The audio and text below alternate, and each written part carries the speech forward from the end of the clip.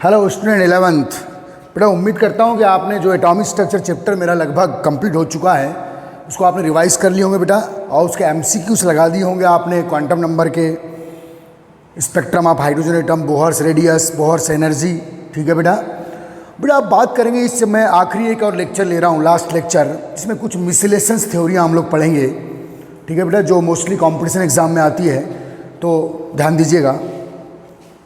तो बेटा quantum numbers आपके कंप्लीट है, पाउली एक्सक्लूशन लॉ आपका कंप्लीट है, हुंड्स लॉ कंप्लीट है, अब्बाउ रूल कंप्लीट है।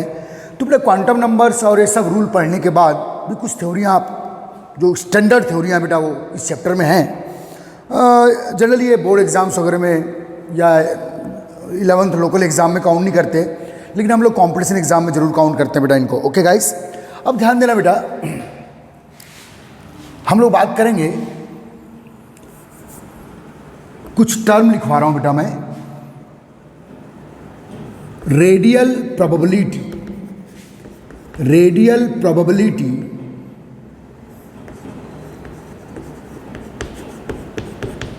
चलिए बेटा पहला टर्म लिखिएगा, रेडियल प्रोबेबिलिटी। तो बेटा रेडियल प्रोबेबिलिटी है क्या? देखिए बेटा, ये जब हम लोगों ने क्वांटम नंबर पढ़े तो एस सबसेल में इलेक्ट्रॉन है, एस सबसेल में इलेक्ट्रॉन है, तो s subshell first time first shell से स्टार्ट होता है और वो कंटिन्यूस फिर second shell, third shell, fourth shell तक जाएगा, पता है आपको। बेटा जो पी सबसेल है फर्स्ट टाइम सेकेंड सेल से स्टार्ट होता है और फिर कंटिन्यूस आगे की सेल तक पी सबसेल का ऑक्यूरेंस होगा। बेटा जो डी सबसेल है फर्स्ट टाइम वो थर्ड सेल से स्टार्ट होता है और फिर आगे फोर्थ फिफ्थ सेल तक कंटिन्यूस रहेगा। ओके, तो बेटा रेडियल प्रोबेबिलिटी क्या है? ऑक्यूरेंस ऑफ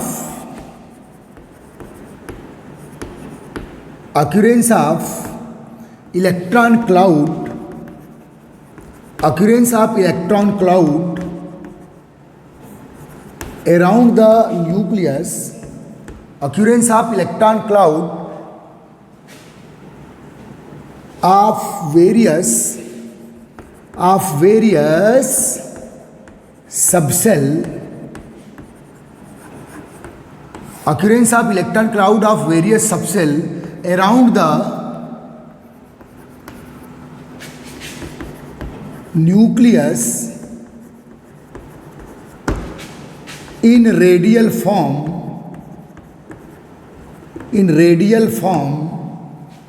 रेडियल फॉर्म में, क्योंकि बेटा ये जो 1s सबसेल है ये अराउंड द न्यूक्लियस रिवॉल्यूशन कर रहा है, 2s subshell, 2p subshell around the nucleus क्या कर रहे हैं बेटा? रिवॉल्यूशन कर रहे हैं। तो क्या बोल रहा हूँ मैं?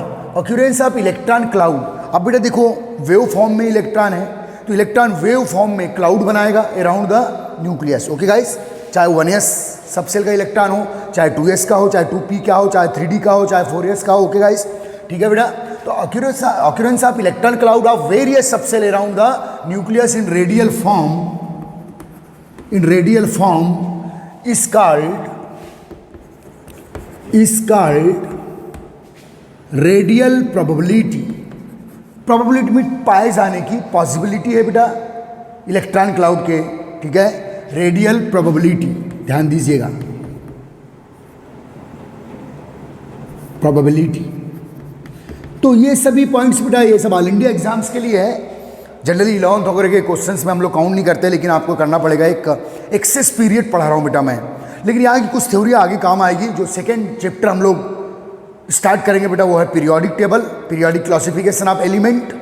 ठीक है, उसको ध्यान देना है अपने को। ठीक है, तो ये लिख डाले बेटा डेफिनेशन रेडियल प्रोबेबिलिटी की। Occurrence of electron cloud of various subshell around the nucleus in radial form is called radial probability. अब ध्यान देना बेटा, मैं यहाँ कुछ फिगर्स बना रहा हूँ। जैसे बेटा ये न्यूक्लियस है, तो जो 1s सबसेल है, 1s सबसेल में इलेक्ट्रॉन, 1s सबसेल में ऑर्बिटल है, ऑर्बिटल में इलेक्ट्रॉन है, इलेक्ट्रॉन वेव फॉर्म में है, और जब ये पूरा जोन क्या करेगा बेटा? रिवॉल्यूशन।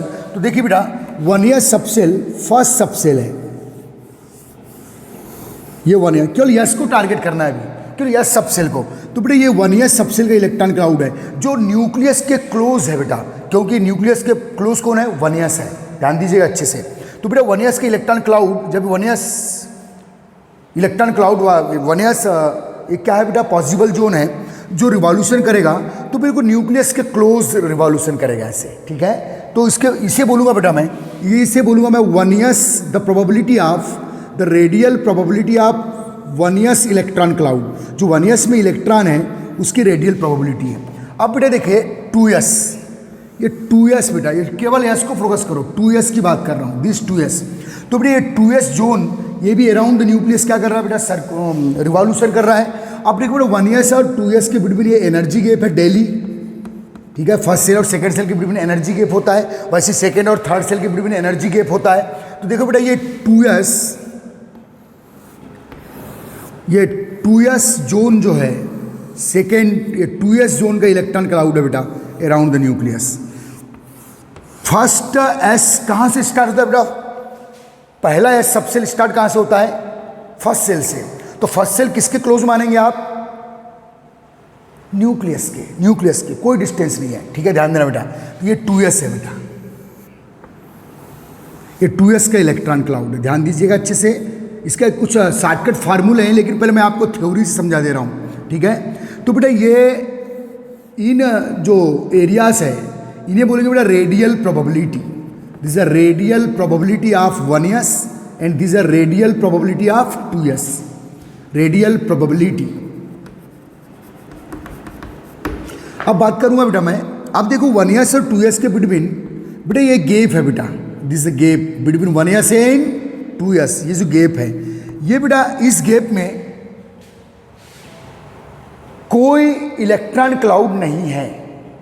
जो फर्स्ट टाइम स्टार्ट होगा उसको किसके क्लोज में रखना है आपको, न्यूक्लियस के।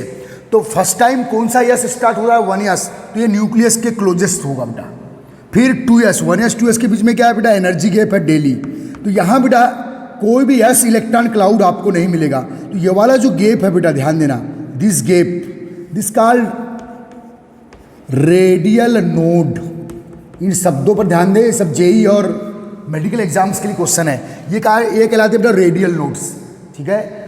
ये जो नोड आएगा, सच रेडियल नोड का डेफिनेशन लिखवा दे रहा हूं मैं, चलिए बेटा रेडियल नोड का डेफिनेशन लिख दीजिएगा आप। सच सर्कुलर एरिया या सच रेडियल एरिया, ऐसा लिख देना बेटा, ये सर्कुलर भी लिख सकते हैं, such radial area around the nucleus, such radial area around the nucleus in which electron density or electron cloud density is 0, कितनी बेटा 0, known as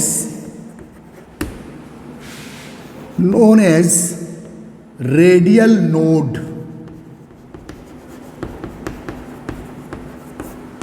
ओके गाइस, ये रेडियल नोड का डेफिनेशन है और ये है बेटा रेडियल प्रोबेबिलिटी। तो 2 पॉइंट हम लोग काउंट कर रहे हैं साथ साथ, एक रेडियल प्रोबेबिलिटी और एक रेडियल नोड।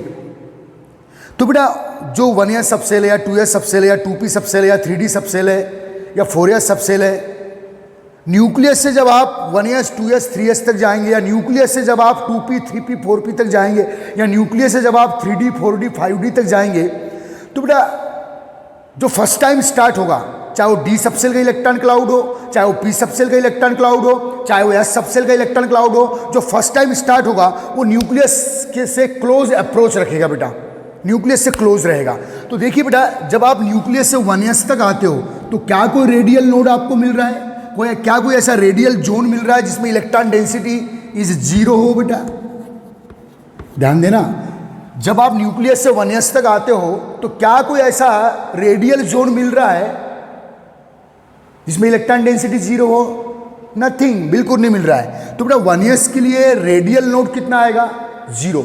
लेकिन 2s, जब न्यूक्लियस से 2s तक जा रहे हैं बेटा आप, जब न्यूक्लियस से 2s तक जा रही हैं, 2s, ये 2s का इलेक्ट्रॉन क्लाउड है, तो न्यूक्लियस से 2s तक जा रहे हैं तो रेडियल प्रोबेबिलिटी कितनी मिल रही है बेटा 2, एक 1s की और एक 2s की। लेकिन रेडियल नोड अगर न्यूक्लियस से 2s तक जा रहे हैं आप तो रेडियल नोड कितना मिल रहा है बेटा, देखो ये 1, दिस एक जो गैप वाला है रेडियल नोड आपको 1 मिलेगा, ध्यान दीजिएगा अच्छे से, ये 1, ये इलेक्ट्रॉन डेंसिटी 0 वाला नोड है बेटा, ये इलेक्ट्रॉन डेंसिटी 0 वाला रेडियल एरिया है। तो रेडियल नोड और रेडियल प्रोबेबिलिटी के कुछ फार्मूले होते हैं, आप ऐसे फिगर से भी बेटा आप इनको काउंट कर सकते हैं, लेकिन उतना टाइम हमको कॉम्पिटिशन एग्जाम में मिलता नहीं है, इसलिए बेटा इसके शॉर्टकट फार्मूले में बाद में बताऊंगा, लेकिन पहले समझ लो। अब बेटा मैं अराउंड द न्यूक्लियस अब 2p की बात कर रहा हूँ, एक बार और लॉजिक लगा लो। तो बेटा जो p सब सेल है फर्स्ट टाइम कहाँ से स्टार्ट होता है बेटा, सेकेंड सेल से। तो फर्स्ट p कौन सा है, 2p, क्योंकि फर्स्ट टाइम p सब सेल कहाँ से स्टार्ट होता है, सेकेंड सेल से। तो फर्स्ट p कौन सा है, 2p। फर्स्ट d कौन सा है बेटा, 3d, क्योंकि वो थर्ड सेल से स्टार्ट होता है। और फर्स्ट f सब सेल वो कौन सा है बेटा, 4f, क्योंकि वो फोर्थ सेल में से स्टार्ट होता है। तो बेटा जो भी फर्स्ट टाइम स्टार्ट होगा उसका इलेक्ट्रॉन क्लाउड को न्यूक्लियस से क्लोज मानेंगे। तो जो 2p का बना रहा हूँ बेटा, ये मैंने बनाया किसका, 1s 2s, और आप 3s का बना लो, ये 3s का बेटा सेम। अच्छे समझना, हर चीज़ आपको समझना है यहाँ, फिर मैं शॉर्टकट फार्मूले दे दूंगा आपको, बात की बात है। ये थोड़े स्टैंडर्ड थ्योरी बेटा ड्रॉपर्स को पढ़ाते हैं हम लोग, लेकिन हमारे स्कूल वाले फ्रेशर्स भी इनको पढ़ सकते हैं, ये रेडियल नोड। अब देखिए बेटा ये 3s का इलेक्ट्रॉन क्लाउड है, ध्यान दीजिए, ये 3s का इलेक्ट्रॉन क्लाउड है। जो 3s सबसेल है बेटा, जो एक पॉसिबल एरिया है जो रिवॉल्यूशन कर रहा है अराउंड द न्यूक्लियस, तो बेटा ये 3s का इलेक्ट्रॉन क्लाउड है, ध्यान दीजिए। तो जब आप न्यूक्लियस से 3s तक आते हो तो कितने रेडियल प्रोबेबिलिटी के इलेक्ट्रॉन क्लाउड वाले जोन्स मिलेंगे बेटा, एक 1s का, एक 2s का और ये 3s का। तो बेटा 3s के लिए रेडियल प्रोबेबिलिटी कितनी होगी, 3। 2s के लिए रेडियल प्रोबेबिलिटी कितनी होगी, 1s और 2s 2, समझ में आ रहा है। और 1s के लिए रेडियल प्रोबेबिलिटी कितना होगा, 1। अब बेटा मैं 2p के लिए बना रहा हूं यही figure. First time p subshell 2p से स्टार्ट होता है, तो बेटा जो फर्स्ट टाइम स्टार्ट होगा उसका इलेक्ट्रॉन क्लाउड को आप न्यूक्लियस से क्लोज रखेंगे बेटा। यह है 2p का जो फर्स्ट टाइम स्टार्ट हो रहा है, यह है बेटा 2p का इलेक्ट्रॉन क्लाउड जो रिवॉल्यूशन कर रहा है अराउंड द न्यूक्लियस।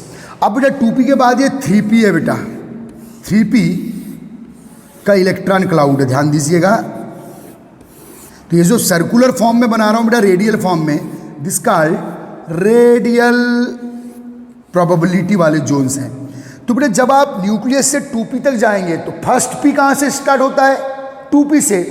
जो फर्स्ट टाइम स्टार्ट होगा बेटा वो न्यूक्लियस से क्लोज अप्रोच रखेगा। मैं इंडिविजुअल s का अलग बना रहा हूँ, इंडिविजुअल p का अलग बना रहा हूँ, ध्यान देना, समझ में आ रहा है। तो बेटा ये 2p और ये है बेटा 3p का रेडियल इलेक्ट्रॉन क्लाउड। तो जब न्यूक्लियस से 2p तक जाते हैं तो एक रेडियल प्रोबेबिलिटी मिलेगी, और जब न्यूक्लियस से 3p तक जाते हो तो 2 रेडियल प्रोबेबिलिटी के जोन मिलेंगे। और जब न्यूक्लियस से 2p तक जाते हो तो बेटा जो 2p है वो न्यूक्लियस, 2p का जो इलेक्ट्रॉन क्लाउड है वो न्यूक्लियस से क्लोज रहेगा।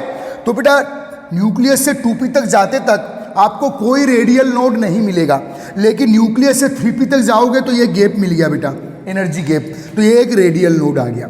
तो बेटा न्यूक्लियस से 3p तक आप जब जाते हो तो आपको 1 रेडियल नोड मिल जाता है। What is the radial node? Such radial area around the nucleus in which the electron cloud density, या इलेक्ट्रॉन के पाए जाने की डेंसिटी 0 है, p सबसेल की इलेक्ट्रॉन की।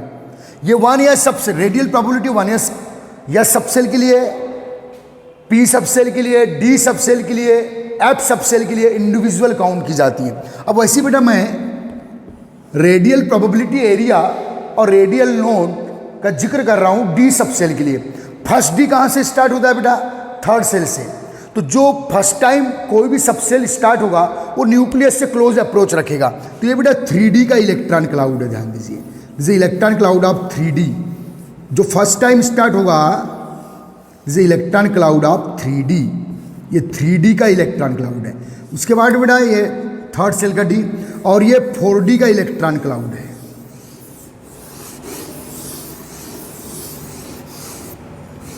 ध्यान दीजिएगा, ये 4D का इलेक्ट्रॉन क्लाउड है बेटा, ये 4D।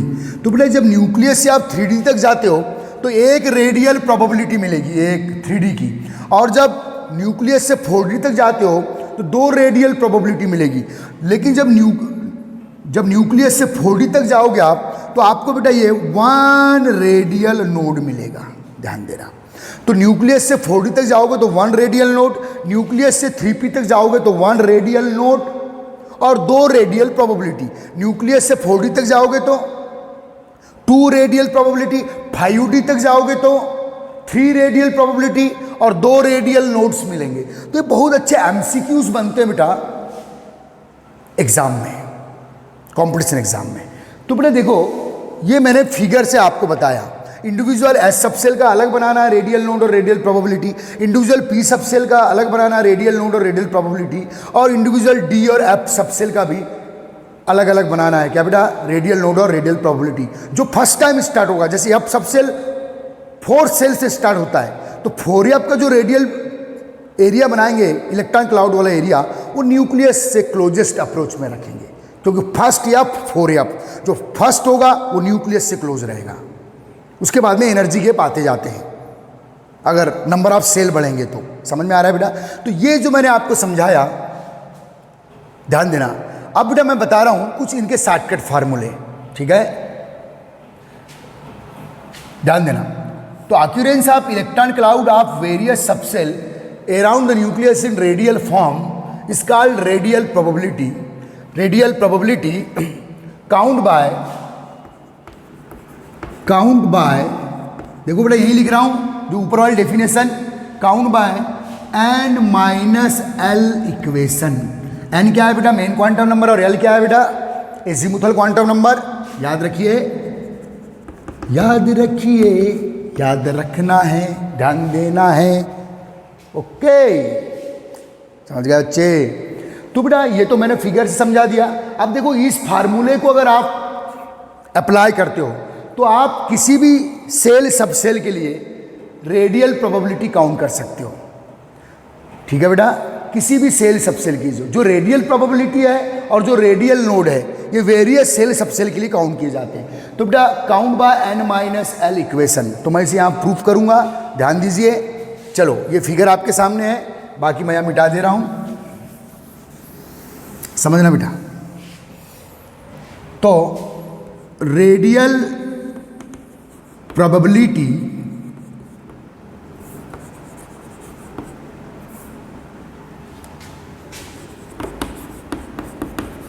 किस फार्मूले से काउंट करना है बेटा, n माइनस एल। तो देखो, जब आप न्यूक्लियस से 1s तक आते हो तो 1 रेडियल प्रोबेबिलिटी मिल रही है। तो बेटा ध्यान दो, फॉर 1s, तो बेटा 1s, तो 1s के लिए n का वैल्यू कितना है बेटा 1, और s के लिए l का वैल्यू कितना है बेटा 0। 1 माइनस 0 इजिकल टू क्या आया 1। तो देखो ये शॉर्टकट फार्मूला है बेटा, क्या काउंट करने का, radial probability for any shell subshell. तो radial probability and radial node count by, ये जो दोनों टर्म है बेटा, count by various shell subshell, various shell subshell, समझना है। रेडियल प्रोबेबिलिटी टर्म और रेडियल नोड जो प्रॉपर्टीज है, ये वेरियस सेल सबसेल के लिए। तो देखिए बेटा, फॉर 1s हमने काउंट किए, तो कितना है बेटा रेडियल, जब न्यूक्लियस से 1s तक आते हो तो एक इलेक्ट्रॉन क्लाउड वाला, एक इलेक्ट्रॉन क्लाउड के पाए जाने की प्रोबेबिलिटी या पाए जाने की संभावना वाला एक रेडियल एरिया मिलता है न्यूक्लियस से 1s तक। और न्यूक्लियस से 2s तक आओगे बेटा तो 2 रेडियल प्रोबेबिलिटी वाले एरिया मिलेंगे।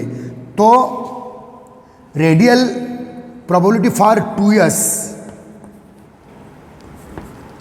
तो बेटा 2s के लिए n का वैल्यू क्या है बेटा 2, ये 2 मीन्स मेन क्वांटम नंबर है, और s के लिए l का वैल्यू क्या है बेटा 0, तो ये 2। तो देखिए आप इस फार्मूले से क्या काउंट कर सकते हैं बेटा, radial probability around the nucleus of various shell subshell. ये 1s लिखना मीन सेल सबसेल, 2s लिखना मीन सेल सबसेल। समझ में आ रहा है आपको? ठीक है। तो बेटा अभी 3 to 4 डेज आपके लेक्चर नहीं दिए गए थे, ठीक है। आज मैं एटॉमिक स्ट्रक्चर चैप्टर का लास्ट लेक्चर दे रहा हूँ आपको। ओके गाइस, अच्छे से काउंट करना है। तो ये हो गया बेटा क्या, रेडियल प्रोबेबिलिटी का फार्मूला। अब बेटा फार 3s काउंट कर लो, रेडियल प्रोबेबिलिटी फार 3s काउंट करना है।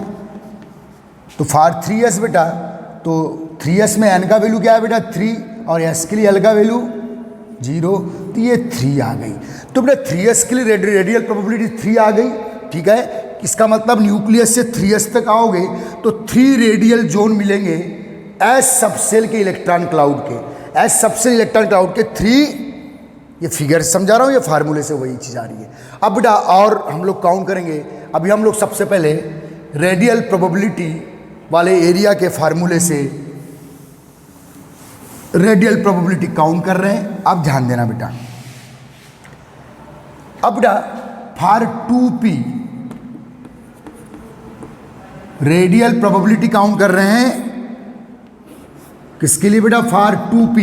तो n minus l 2 minus 1 is equal to 1। Means बेटा जब न्यूक्लियस से 2p तक जाओगे तो फर्स्ट टाइम p सबसेल का इलेक्ट्रॉन क्लाउड मिलेगा। जो फर्स्ट टाइम स्टार्ट हुआ है वो न्यूक्लियस से क्लोजेस्ट अप्रोच में रहेगा, ठीक है, ध्यान देना। चलिए फार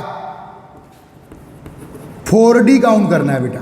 तो n माइनस एल, तो 4 माइनस d के लिए l का वैल्यू कितना है बेटा 2, तो क्या बेटा 2। तो बेटा 4d के लिए रेडियल प्रोबेबिलिटी कितनी आएगी 2 आएगी। एक आएगी 3d की और एक आएगी 4d की। समझ में आ रहा है, 3d न्यूक्लियस से क्लोजेस्ट अप्रोच में रहेगा। इसके पहले फिगर बना के मैंने समझा दिया हूँ। तो ये क्या काउंट करने का फार्मूला था बेटा, रेडियल प्रोबेबिलिटी। चलो छाप लो। अब बात करेंगे बेटा radial node. Radial node count करना है। रेडियल प्रोबेबिलिटी का फार्मूला फार एनी सबसेल, 1s के लिए काउंट किया, 2s के लिए, 3s के लिए, 2p के लिए, 4d के लिए। आप ऐसे किसी भी सेल सबसेल के लिए काउंट कर सकते हैं। ओके, अब बात करेंगे बच्चे अगली बात बेटा, ध्यान दो। चलिए अब बेटा रेडियल नोड,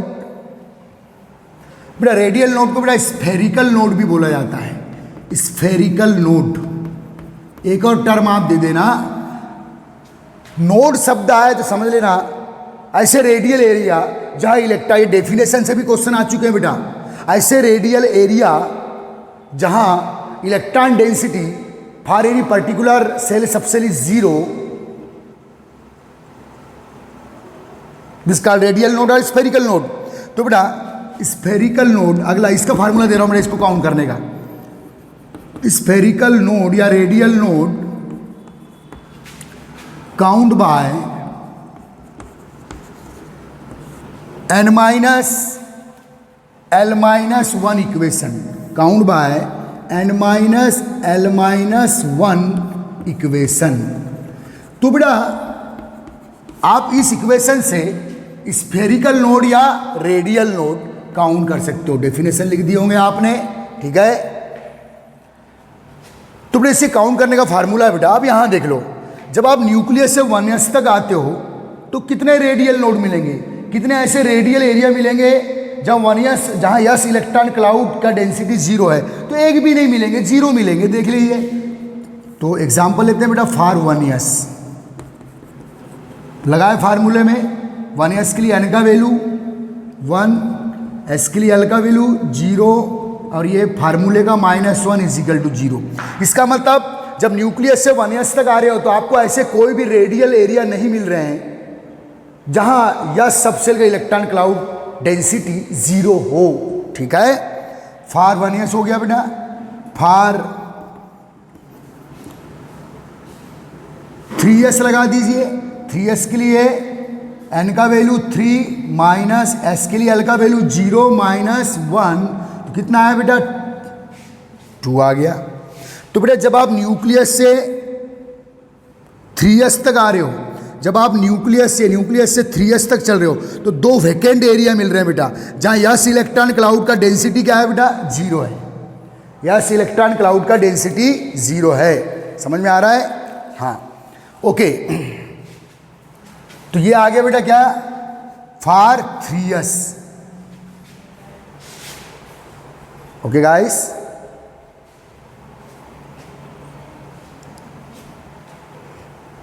क्लियर है, पक्का। चलो बेटा फॉर 3p निकाल लो। अब आप ऐसे लॉजिकली बता सकते हो। तो जब आप न्यूक्लियस से 3p तक जाएंगे तो बेटा एक ऐसा वेकेंट रेडियल एरिया मिलेगा जहां p इलेक्ट्रॉन क्लाउड का डेंसिटी 0 है। तो फार्मूले से देख लेते हैं बेटा, 3 माइनस p के लिए l का value 1 1, yes is equal to 1। Okay guys, छाप लो बेटा। तो ये दो थ्योरी पढ़ा है, जो एक्सेस थ्योरी है कॉम्पिटिशन एग्जाम के लिए है, रेडियल नोड और radial probability. Radial node also called spherical node.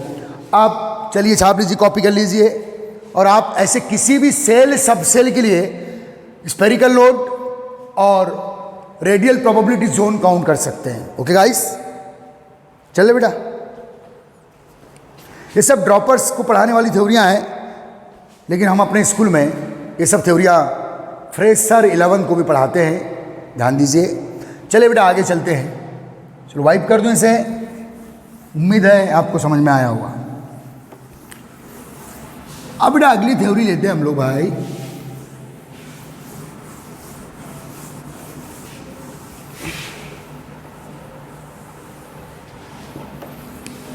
ध्यान देना अच्छे से। नेक्स्ट थ्योरी,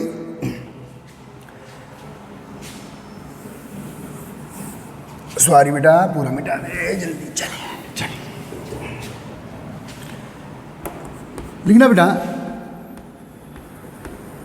नोडल प्लेन या नोडल पॉइंट भी लिख सकते हैं बेटा हम लोग।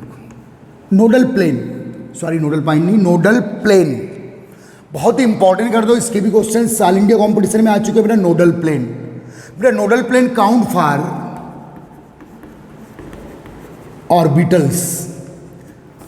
नोडल प्लेन किस लिए काउंट करेंगे बेटा, ऑर्बिटल्स के लिए। जबकि बेटा radial probability and spherical node या रेडियल नोड हम लोगों ने वेरियस सेल के सब सेल के लिए काउंट किए थे। अब बात कर रहे हैं बेटा काउंट फॉर ऑर्बिटल, क्या, नोडल प्लेन या नोडल एक्सिस भी हम बोल सकते हैं। ऐसा प्लेन, ऐसा तल, जैसे बेटा ये सब डिपेंड करता है बेटा, जो नोडल प्लेन काउंट करना डिपेंड करता है ऑर्बिटल्स के स्ट्रक्चर पे। अब बेटा यस ऑर्बिटल कैसा होता है बेटा, स्फेरिकल। पी सबसेल का ऑर्बिटल्स कैसे होते हैं बेटा, डंबल शेप। और बेटा डी सबसेल है, तो डी सबसेल डबल डंबल होता है, देखिए ध्यान दीजिए, ध्यान देना। अच्छा, तो ये बेटा एस सबसेल है, ये पी सबसेल है, सॉरी यस सबसेल का एस ऑर्बिटल है, पी सबसेल के ये पी ऑर्बिटल है, जो 3 टाइप के होते हैं, पी एक्स पी वाई और जी पी जेड। और ये ये डी ऑर्बिटल है बेटा, ये स्फेरिकल, ये डंबल शेप और ये डबल डंबल शेप, ध्यान दीजिएगा। ये है बेटा डबल डंबल शेप, ध्यान देना। Okay guys, double dumbbell shape समझ में आ रहा है बेटा। ये डी और एफ जो ऑर्बिटल होता है बेटा, वो कॉम्प्लेक्स डंबल होता है, मैंने बताया था, जिसको हम लोग बोर्ड पे जनरली नहीं बनाते और बनाने की जरूरत नहीं है। बस आपको सभी ऑर्बिटल्स के लिए क्या काउंट करते आना चाहिए बेटा, नोडल प्लेन। तो पहले मैं इसकी डेफिनेशन बता दूं। In any orbital such in any orbital such plane in which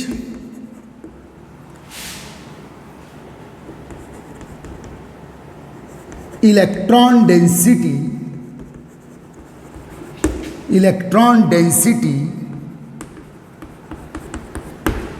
is 0 known as nodal plane या नोडल पॉइंट भी लिख सकते हैं बेटा, आप कोई दिक्कत नहीं है, क्योंकि जो प्लेन गुजरेगा वो किसी एक पॉइंट से गुजरेगा। नोडल प्लेन या नोडल पॉइंट। अब देखिए बेटा यस सबसेल क्या होता है बेटा, स्फेरिकल होता है।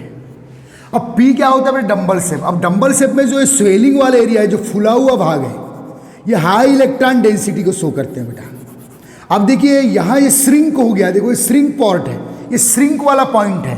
तो इस श्रिंक पॉइंट से जो प्लेन या एक्सिस गुजरेगा, इस पे इलेक्ट्रॉन डेंसिटी क्या होगी बेटा, 0। अब यस सबसेल में ऐसा कुछ श्रिंक पॉइंट सिकुड़ा हुआ भाग है क्या बेटा, नहीं है। और डंबल शेप में जो फुला हुआ भाग होता है, जो स्वेलिंग पोर्शन होता है, वो हाई इलेक्ट्रॉन क्लाउड डेंसिटी को शो करता है भाई। तो बेटा पी सबसेल में जो ये वाला पॉइंट होगा, ये नोडल पॉइंट होगा, क्योंकि यह इलेक्ट्रॉन डेंसिटी 0 है, श्रिंक पॉइंट। और जो फुला हुआ भाग है बेटा, ये फुला हुआ भाग, यह हाई इलेक्ट्रॉन डेंसिटी है, इलेक्ट्रॉन क्लाउड की डेंसिटी जो वेव फॉर्म में है। तो बेटा इससे क्या बोलेंगे बेटा, नोडल पॉइंट। और इससे गुजरने वाला प्लेन नोडल प्लेन। तो बेटा पी सबसेल के लिए नोडल प्लेन कितना आएगा बेटा, 1। और यस सबसेल के लिए नोडल प्लेन या नोडल पॉइंट कितने होंगे बेटा, 0, क्योंकि यहाँ ऐसा कोई भी एरिया, ऐसा कोई भी पॉइंट नहीं है जो श्रिंक हो। यहाँ बेटा यूनिफॉर्म एक जैसा इलेक्ट्रॉन क्लाउड का डिस्ट्रीब्यूशन है, जो वेव फॉर्म में एक जैसा डिस्ट्रीब्यूशन है बेटा इलेक्ट्रॉन क्लाउड का। अब बेटा डी सबसेल डबल डंबल होता है। तो जब एक सिंगल डंबल में एक नोडल पॉइंट, तो एक नोडल प्लेन, तो डबल डंबल में जनरल लॉजिक लगा लो, डबल नोडल पॉइंट या डबल नोडल प्लेन या नोडल एक्सिस। एफ सबसेल में जो कॉम्प्लेक्स डंबल होता है बेटा, तो बेटा मैं सीधे सीधे यस सबसेल के लिए नोडल पॉइंट या नोडल प्लेन के नंबर कितना है बेटा, 0। पी सबसेल के लिए बेटा, और डी के लिए ये वाला एक मान लो और ये वाला एक मान लो। समझ में आ रहा है कि नहीं? ओके गाइस, ये डबल डंबल है। तो बेटा एस सबसेल के लिए नोडल प्लेन 0, पी सबसेल के लिए 1 नोडल प्लेन, और डी सबसेल के लिए 2 नोडल प्लेन, और बेटा एफ सबसेल के लिए लॉजिक लगा लो 3 नोडल प्लेन। अब बेटा देखो ये 0, 1, 2, 3 ये नोडल प्लेन के नंबर हैं। अब यस के लिए एल का वैल्यू भी, अब मैं तो दूसरी बात कर रहा हूँ। एस के लिए एल का वैल्यू क्या होता है बेटा, 0। पी के लिए एल का वैल्यू क्या होता है बेटा, 1। डी के लिए एल का वैल्यू क्या होता है बेटा, 2, जब एजीमुथल क्वांटम नंबर पढ़ रहे थे। और एफ के लिए एल का वैल्यू क्या होता है बेटा, 3। Means in for any orbital the number of nodal plane equal to the value of l. Shortcut formula हम बना लेते हैं, चलिए क्या काउंट करने का बेटा, नोडल प्लेन काउंट करने का। समझ में आ रहा है? द नंबर ऑफ, नोट करके लिख दो बेटा, बहुत important point, the number of nodal plane. Nodal plane क्या होता है, डेफिनेशन से क्वेश्चन आ चुका है। इन विच इलेक्ट्रॉन डेंसिटीज, ऐसा प्लेन, किसी भी ऑर्बिटल में ऐसा तल, या किसी ऑर्बिटल में ऐसी एक्सिस, या किसी ऑर्बिटल में ऐसा पॉइंट जिसपे इलेक्ट्रॉन डेंसिटी क्या हो बेटा, 0 हो। समझ में आ रहा है ना? तो the number of nodal plane, okay guys, for any orbital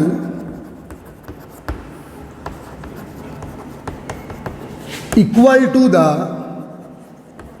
मैंने डायग्राम से भी समझाया बेटा। अब सीधे शॉर्टकट फार्मूला याद रखना कॉम्पिटिशन एग्जाम में क्वेश्चन लगाने के लिए, equal to the value of l. L means azimuthal quantum number, azimuthal quantum number.